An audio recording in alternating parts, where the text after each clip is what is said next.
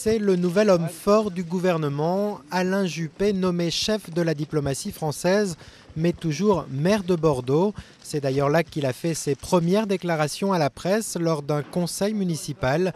L'occasion pour le successeur de Michel Alliot-Marie d'expliquer pourquoi il avait refusé le Quai d'Orsay lors du remaniement de novembre dernier. Je vais vous faire une confidence, voilà.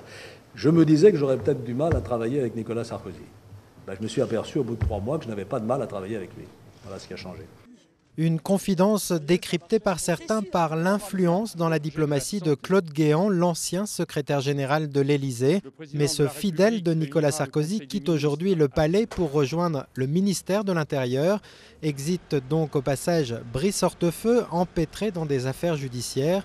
En revanche, ce jeu de chaises musicales voit entrer au gouvernement Gérard Longuet, le patron des sénateurs UMP qui prend le ministère de la Défense. Un homme connu pour son franc-parler et son passé d'extrême droite. À en croire les analystes, ce nouveau remaniement est lourd de signification. Dans le style, déjà, on est très loin de la diversité, de la pluralité finalement du début du quinquennat.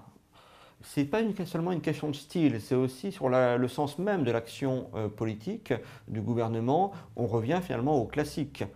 Et dans les classiques, on retrouve bien sûr la lutte contre l'immigration.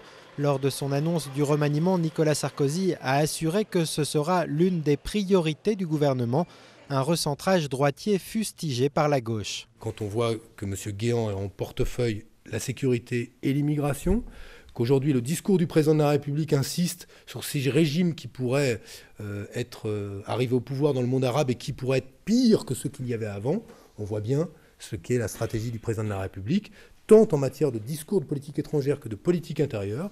Sa stratégie est une stratégie qui parie sur la peur. Mais ce nouveau gouvernement parviendra-t-il à tenir son cap d'ici la présidentielle ?